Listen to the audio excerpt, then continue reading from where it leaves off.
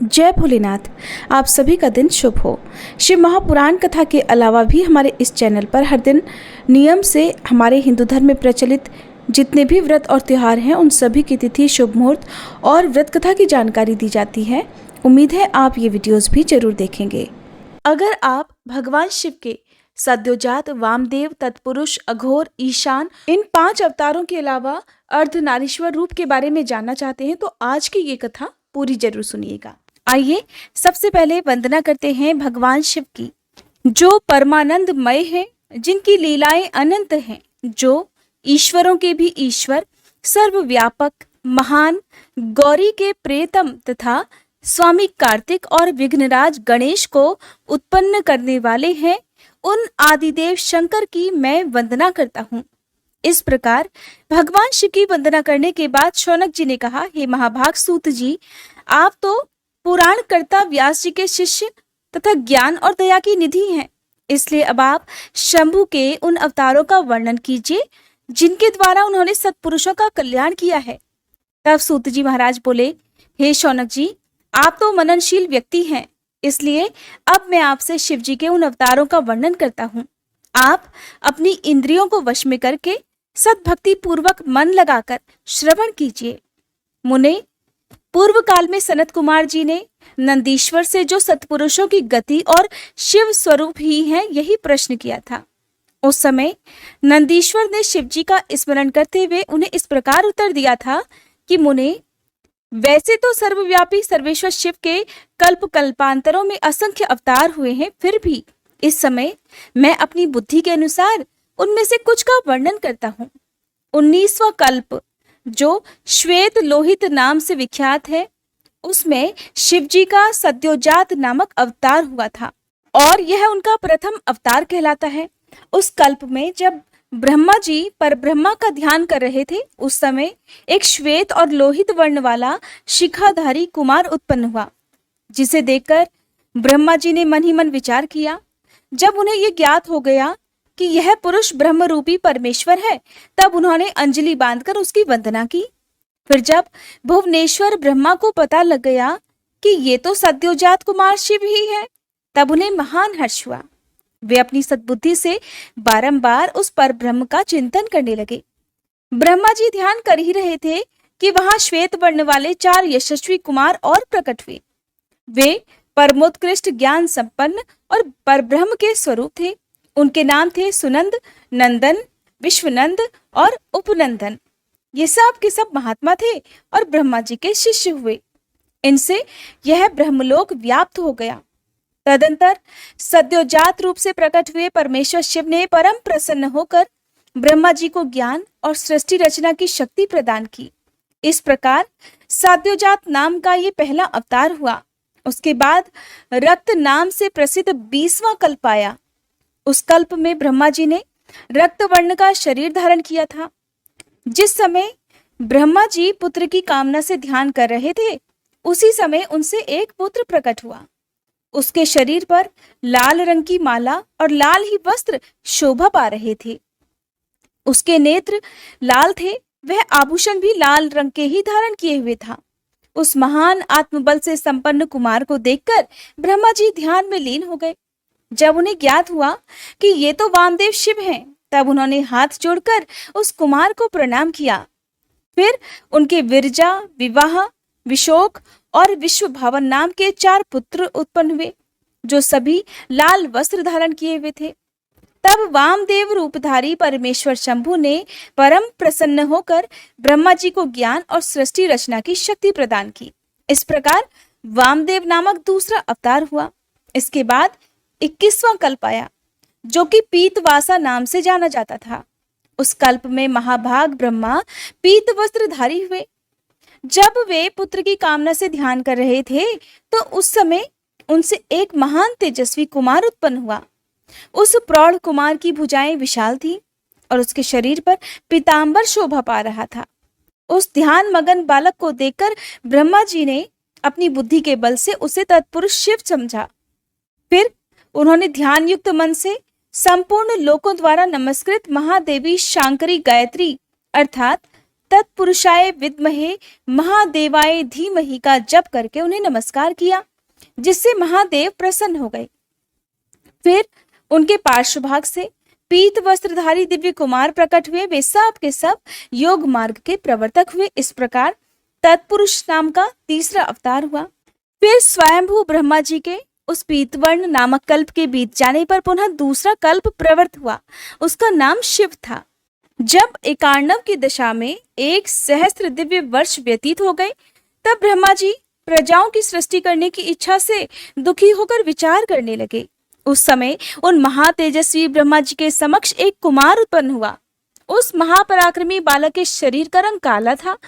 वह अपने तेज से उद्दीप्त हो रहा था तथा काला वस्त्र, काली पगड़ी और काला यज्ञोपवीत धारण किए हुए था। उसका मुकुट भी काला था और स्नान करने के बाद अनुलेपन चंदन भी काले रंग का ही था। उन भयंकर पराक्रमी महामनस्वी देव देवेश्वर अलौकिक कृष्ण पिंगल वर्ण वाले अघोर को देखकर ब्रह्मा जी ने उनकी वंदना की। फिर ब्रह्मा जी उन भक्त वत्सल अविनाशी अघोर को ब्रह्म रूप समझकर इष्ट वचनों द्वारा उनकी स्तुति करने लगे। तब उनके पार्श्व भाग से कृष्ण वर्ण वाले तथा काले रंग का अनुलेपन धारण किए हुए 4 महामनस्वी कुमार उत्पन्न हुए। वे सब के सब परम तेजस्वी अव्यक्त नामा तथा शिव सरीखे रूप वाले थे। उनके नाम थे कृष्ण, कृष्णाशिक, कृष्णाश और कृष्ण कंठ धरतक। इस प्रकार उत्पन्न होकर इन महात्माओं ने ब्रह्मा जी की सृष्टि की रचना के निमित्त महान अद्भुत घोर नामक योग का प्रचार किया। ये अघोर नामक भगवान शिव का चौथा अवतार हुआ। हे मुनीश्वरों, फिर ब्रह्मा जी का दूसरा कल्प प्रारंभ हुआ। वह परम अद्भुत था और विश्वरूप नाम से विख्यात था। उस कल्प में जब ब्रह्मा जी पुत्र की कामना से मन ही मन भगवान शिव का ध्यान कर रहे थे, उसी समय महान सिंहनाद करने वाली विश्वरूपा सरस्वती प्रकट हुई और उस प्रकार परमेश्वर भगवान ईशान प्रादुर्भूत हुए, जिनका वर्ण शुद्ध स्फटिक के समान उज्जवल था, जो समस्त आभूषणों से विभूषित थे। उन अजन्मा सर्वव्यापी सर्वांतर्यामी सब कुछ प्रदान करने वाले सर्व स्वरूप सुंदर रूप वाले तथा अरूप ईशान को देखकर ब्रह्मा जी ने उन्हें प्रणाम किया। तब शक्ति सहित विभु ईशान ने भी ब्रह्मा जी को सन्मार्ग का उपदेश देकर 4 सुंदर बालकों की कल्पना की। उन उत्पन्न हुए शिशुओं का नाम था जटी, मुंडी, शिखंडी और अर्धमुंड। वे योगानुसार सद्धर्म का पालन करते योग गति को प्राप्त हो गए। ये ईशान नामक 5वां अवतार हुआ। हे सर्वज्ञ सनत कुमार जी, इस प्रकार मैंने जगत की हित कामना से सद्योजात आदि अवतारों का प्राकट्य संक्षेप से वर्णन किया। उनका वह सारा लोक हितकारी व्यवहार यथार्थ तथ्य रूप से ब्रह्मांड में वर्तमान है। महेश्वर की ईशान, पुरुष, घोर, वामदेव और ब्रह्म, ये 5 मूर्तियां विशेष रूप से प्रसिद्ध हैं और इनमें ईशान, जो कि शिव स्वरूप तथा सबसे बड़ा है, पहला कहा जाता है। वह साक्षात प्रकृति के भोक्ता क्षेत्र में निवास करता है। शिव जी का दूसरा स्वरूप तत्पुरुष नाम से विख्यात है। वह गुणों के आश्रय रूप तथा भोग्य सर्वज्ञ में अधिष्ठात है। पिनाकधारी शिव का जो अघोर नामक तीसरा स्वरूप है, वह धर्म के लिए अंगों सहित बुद्धि तत्व का विस्तार करके अंदर विराजमान रहता है। वामदेव नाम वाला शंकर जी का चौथा स्वरूप अहंकार का अधिष्ठान है। वह सदा अनेक प्रकार का कार्य करता रहता है।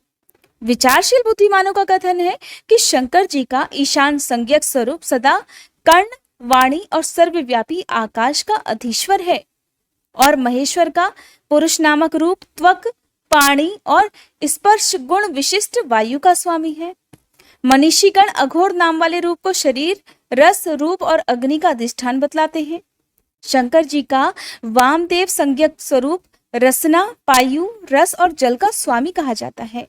इस प्रकार कल्याणकारी मनुष्यों को शंकर जी के इन स्वरूपों की सदा प्रयत्न पूर्वक वंदना करनी चाहिए। जो मनुष्य इन सद्योजात आदि अवतारों के प्राकट्य को पढ़ता अथवा सुनता है, वह इस जगत में समस्त काम्य भोगों का उपभोग करके अंत में परम गति को प्राप्त हो जाता है।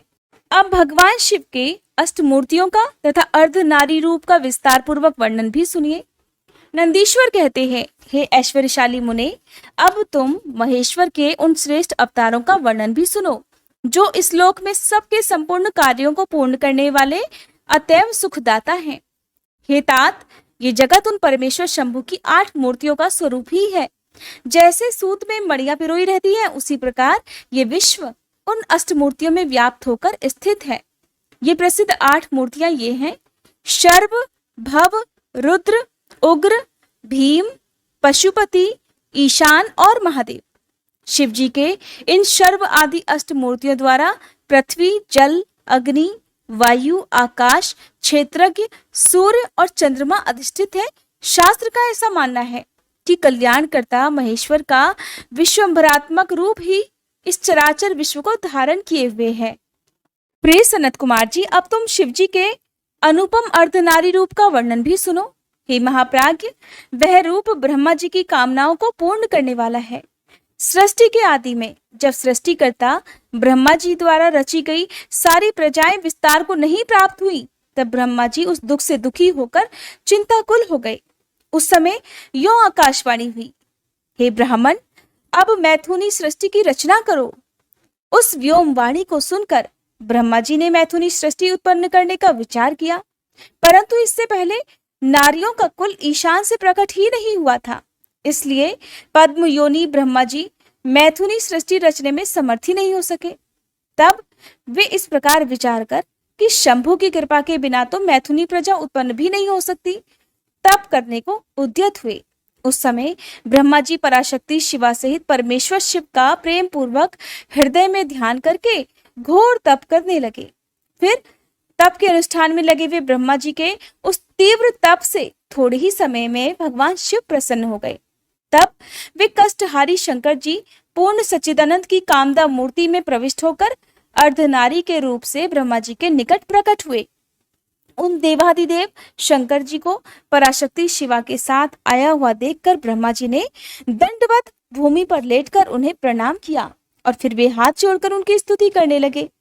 तब विश्वकर्ता देवाधिदेव महादेव महेश्वर परम प्रसन्न होकर ब्रह्मा जी से मेघ किसी गंभीर वाणी में कहने लगे: हे महाभागवत्स, मेरे प्यारे पुत्र पितामह, मुझे तुम्हारा सारा मनोरथ ज्ञात हो गया है।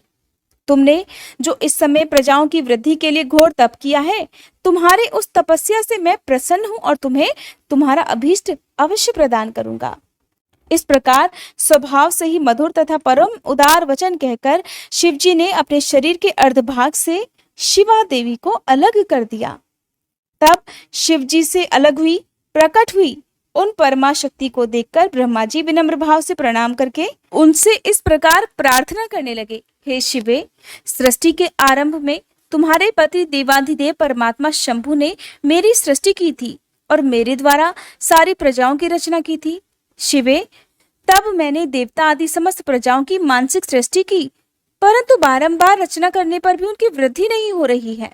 इसलिए अब मैं स्त्री पुरुष के समागम से उत्पन्न होने वाली सृष्टि का निर्माण करके अपनी सारी प्रजाओं की वृद्धि करना चाहता हूँ, किंतु अभी तक तुमसे अक्षय नारी कुल का प्राकट्य ही नहीं हुआ है।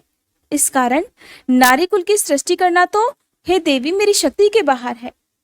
क्योंकि सारी शक्तियों का उद्गम स्थान तुम ही हो, इसलिए मैं तुम अखिलेश्वरी परमा शक्ति से प्रार्थना करता हूँ। हे शिवे, तुम्हें मैं नमस्कार करता हूँ। तुम मुझे नारी कुल की सृष्टि करने के लिए शक्ति प्रदान करो, क्योंकि हे शिवप्रिय, इसी को तुम चराचर जगत की उत्पत्ति का कारण समझो।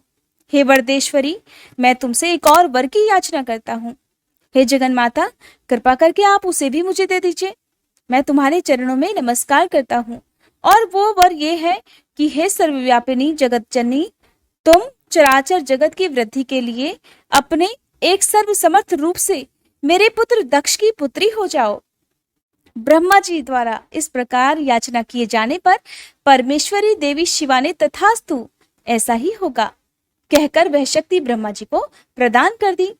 सुतराम जगन्मयी शिव शक्ति शिवा देवी ने अपनी भौहों के मध्य भाग से अपने ही समान प्रभावशाली एक शक्ति की रचना की। उस शक्ति को देखकर देव श्रेष्ठ भगवान शंकर, जो कि लीलाकारी, कष्टहारी और कृपा के सागर हैं, हंसते हुए जगदम्बिका से इस प्रकार बोले: देवी, परमेष्ठी ब्रह्मा ने तपस्या द्वारा तुम्हारी आराधना की है, इसलिए अब तुम उन पर प्रसन्न हो जाओ। और उनका सारा मनोरथ भी पूर्ण कर दो। तब शिवा देवी ने परमेश्वर शिव की उस आज्ञा को सिर झुकाकर ग्रहण किया और ब्रह्मा जी के कहे अनुसार दक्ष की पुत्री होना स्वीकार कर लिया। मुने, इस प्रकार शिवा देवी ब्रह्मा को अनुपम शक्ति प्रदान करके शंभु के शरीर में प्रविष्ट हो गई। फिर भगवान शंकर भी तुरंत ही अंतर ध्यान हो गए। तभी से इस लोक में स्त्री भाग की कल्पना हुई और मैथुनी सृष्टि चल पड़ी। इससे ब्रह्मा जी को महान आनंद प्राप्त हुआ। तात, इस प्रकार मैंने तुमसे शिव जी के महान अनुपम अर्धनारीश्वर स्वरूप का वर्णन कर दिया, जो कि सत्पुरुषों के लिए मंगलदायक है। नंदीश्वर कहते हैं, हे सर्वज्ञ सनत कुमार जी, एक बार रुद्र ने हर्षित होकर श्री ब्रह्मा जी से शंकर जी के चरित्र का प्रेम पूर्वक वर्णन किया था। वह चरित्र सदा परम सुखदायक है, अब तुम उसे श्रवण करो। भगवान का वह चरित्र इस प्रकार है। शिव जी ने कहा था, हे ब्राह्मण, वराह कल्प के 7वें मनवंतर में संपूर्ण लोकों को प्रकाशित करने वाले भगवान कल्पेश्वर, जो तुम्हारे प्रपौत्र हैं, वैवस्वत मनु के पुत्र होंगे। तब उस मनवंतर की चतुर्युगियों के किसी द्वापर युग में मैं लोकों पर अनुग्रह करने और ब्राह्मणों का हित करने के लिए प्रकट होऊंगा। हे ब्राह्मण, युग प्रवृत्ति के अनुसार उस प्रथम चतुर्युगी के प्रथम द्वापर युग में जब प्रभु स्वयं ही व्यास होंगे, तब मैं उस कलयुग के अंत में ब्राह्मणों के हितार्थ शिवा सहित श्वेत नामक महामुनि होकर प्रकट होऊंगा। उस समय हिमालय के रमणीय शिखर छागल नामक पर्वत श्रेष्ठ पर मेरे शिखाधारी 4 शिष्य उत्पन्न होंगे। उनके नाम होंगे श्वेत, श्वेतशिख, श्वेताश्व और श्वेतल लोहित। वे चारों ध्यान योग के आश्रय से मेरे नगर में जाएंगे। वहां वे मुझ अविनाशी को तत्वतः जानकर मेरे भक्त हो जाएंगे तथा जन्म, जरा और मृत्यु से रहित होकर पर ब्रह्म की समाधि में लीन रहेंगे। वत्स पितामह, उस समय मनुष्य ध्यान के अलावा दान, धर्म आदि कर्म हेतु के साधनों द्वारा मेरा दर्शन नहीं प्राप्त कर पाएंगे। दूसरे द्वापर में प्रजापति सत्य व्यास होंगे। उस समय मैं कलयुग में सुतार नाम से उत्पन्न होऊंगा। वहां भी मेरे दुंदुभी, शत्रुप, ऋषिक तथा केतुमान नामक 4 वेदवादी द्विज शिष्य होंगे। वे चारों ध्यान योग के बल से मेरे नगर को जाएंगे और मुझ अविनाशी को तत्वतः जानकर मुक्त हो जाएंगे। तीसरे द्वापर में जब भार्गव नामक व्यास होंगे, तब मैं भी नगर के निकट ही दमन नाम से प्रकट होऊंगा। उस समय भी मेरे विशोक, विशेष, विपाप और पाप नाशन नामक 4 पुत्र होंगे। हे चतुरानन, उस अवतार में मैं शिष्यों को साथ लेकर व्यास जी की सहायता करूंगा और उस कलयुग में निवृत्ति मार्ग को सुदृढ़ बनाऊंगा। चौथे द्वापर में जब अंगिरा व्यास कहे जाएंगे, उस समय मैं सुहोत्र नाम से अवतार लूंगा।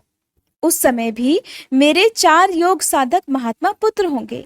हे ब्राह्मण, उनके नाम होंगे सुमुख, दुर्मुख, दुर्दम और दुरत्रिक्रम।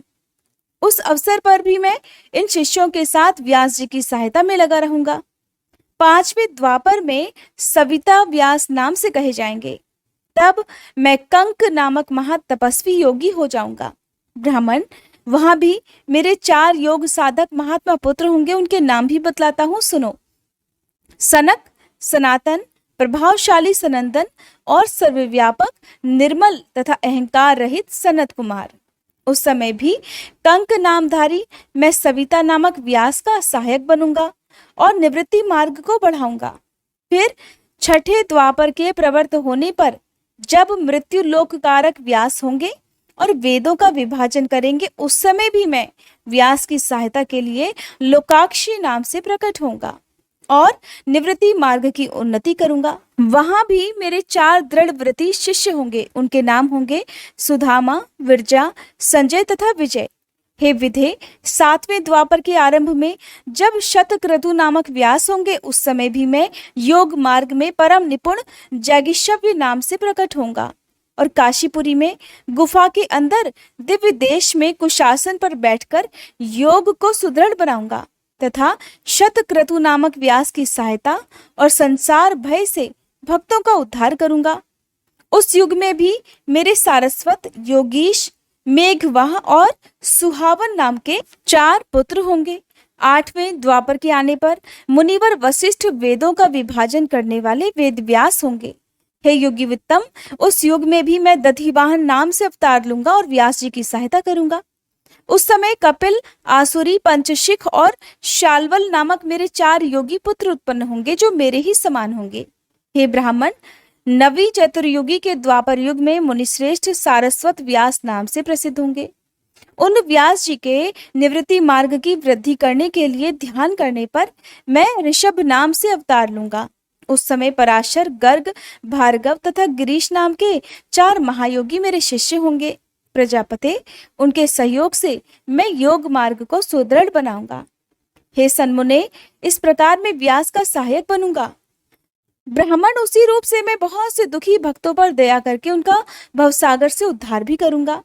मेरा वह ऋषभ नामक अवतार योग मार्ग का प्रवर्तक, सारस्वत व्यास के मन को संतोष देने वाला और नाना प्रकार से रक्षा करने वाला होगा। उस अवतार में मैं भद्रायु नामक राजकुमार को, जो विषदोष से मर जाने के कारण पिता द्वारा त्याग दिया जाएगा, जीवन प्रदान करूंगा। फिर उस राजपुत्र की आयु के 16वें वर्ष में ऋषभ ऋषि, जो मेरे ही अंश है, उसके घर पधारेंगे। हे प्रजापते, उस राजकुमार द्वारा पूजित होने पर वे सद्रूपधारी कपालु मुनि उसे राजधर्म का उपदेश करेंगे। तत्पश्चात वे दीनवत्सल मुनि हर्षित मन से उसे दिव्य कवच, शंख और संपूर्ण शत्रुओं का विनाश करने वाला एक चमकीला खड्ग भी प्रदान करेंगे। फिर कृपा पूर्वक उसके शरीर पर भस्म लगाकर उसे 12,000 हाथियों का बल भी देंगे। इस प्रकार माता सहित भद्रायु को भलीभांति आश्वासन देकर और उन दोनों द्वारा पूजित होकर प्रभावशाली ऋषभ मुनि स्वेच्छानुसार चले जाएंगे। ब्राह्मण, तब राजर्षि भद्रायु भी रिपुगणों को जीतकर और कीर्ति मालिनी के साथ विवाह करके धर्म पूर्वक राज्य करेगा। मुने, मुझ शंकर का वह ऋषभ नामक नवा अवतार ऐसा प्रभाव वाला होगा, वह सत्पुरुषों की गति और दीनों के लिए बंधु सा हितकारी होगा। मैंने उसका वर्णन तुम्हें सुना दिया। ये ऋषभ चरित्र परम पावन, महान तथा स्वर्ग, यश और आयु को देने वाला है, इसलिए इसे प्रयत्न पूर्वक सुनना और सुनाना चाहिए। जय भोलेनाथ। इसके आगे का वृतांत आप सभी अगले अध्याय में सुनेंगे।